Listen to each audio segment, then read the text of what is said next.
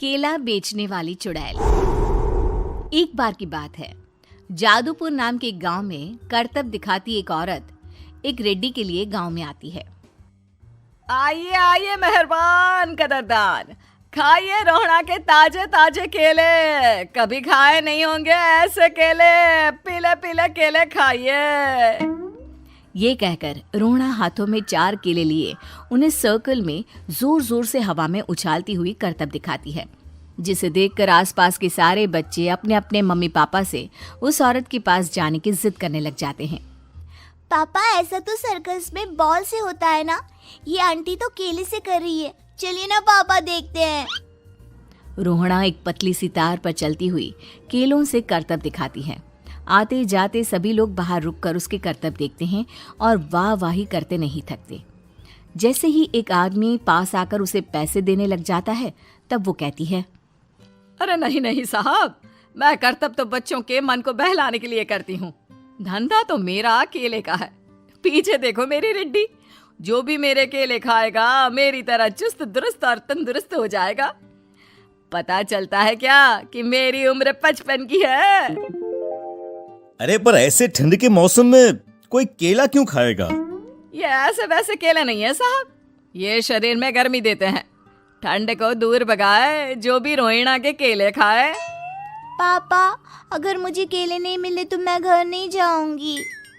तभी उसके पापा कहते हैं कि बेटा, केले ठंड में कभी गर्मी नहीं देते। ये सब कहने की बातें हैं, सामान बेचने का तरीका है इनका। पर पिंकी नहीं मानती। मैं केले खाऊंगी। पिंकी की जिद के आगे नत्थू हार जाता है और उसे केले खरीद कर दे देता है। पिंकी खुश होकर केले घर ले आकर खाती है। अब मैं भी करतब करूंगी, कितना मजा आएगा। जादुई केले। पिंकी पहला केला खत्म भी नहीं करती कि वो बेहोश हो जाती है।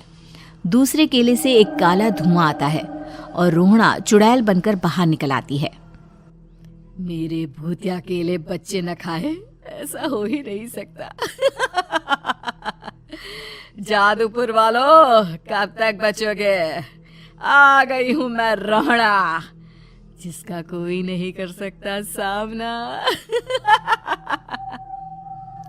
रोहड़ा पिंकी को गोद में उठाकर काले धुएं में कहीं गायब हो जाती है।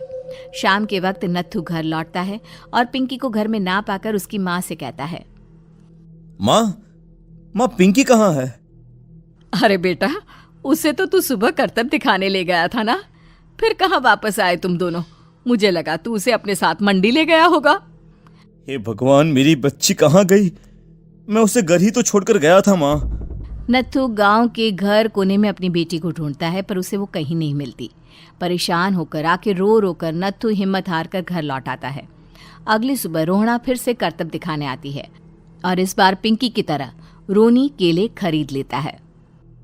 50 रुपए दिए थे पापा ने, सारे पैसों की मैंने केले खरीद लिए हैं।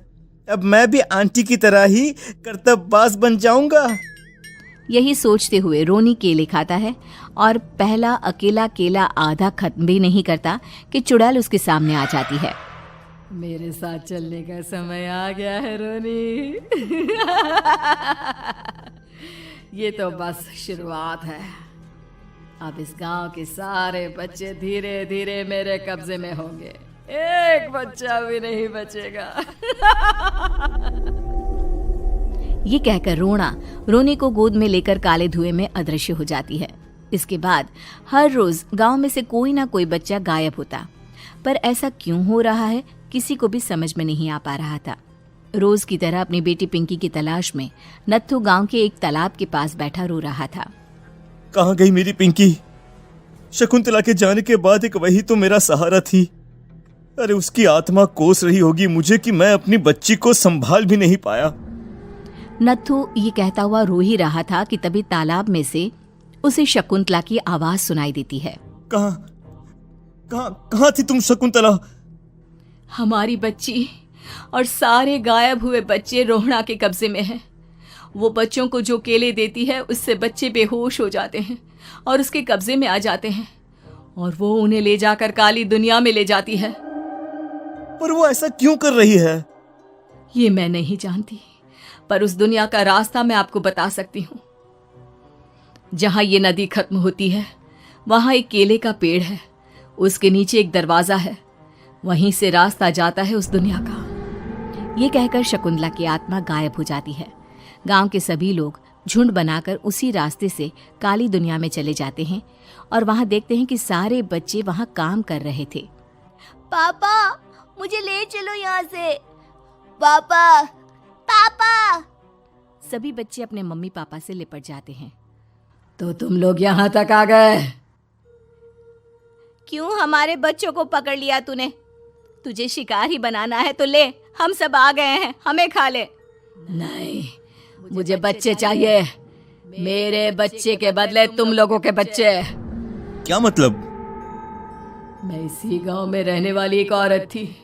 केले की चोरी के इल्जाम में मेरे बेटे को गांव वालों ने इतना मारा कि वो मर गया। उसी दिन मैंने ठान लिया कि गांव वालों का भी वही हाल करूंगी। कुछ दिन बाद बेटे के चले जाने के दुख में मैं भी मर गई और मेरी भटकती आत्मा एक चुड़ैल बन गई। और फिर मैंने बदला लिया तुम सबके बच्चे छीनकर। बर्दाश्त नहीं कर पाए ना? सोचो मुझ पर क्या बीती होगी। हमें माफ कर दो रोना। पता नहीं ये किसकी गलती थी, पर हम सभी माफी मांगते हैं। हमारी खुशियां लौटा दो, तुम भी तो एक माँ हो।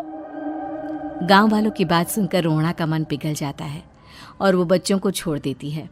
उसके बाद काली दुनिया बच्चों के लिए जादुई दुनिया बन जाती है। अब कोई भी कभी भी वहां आ जा सकता था।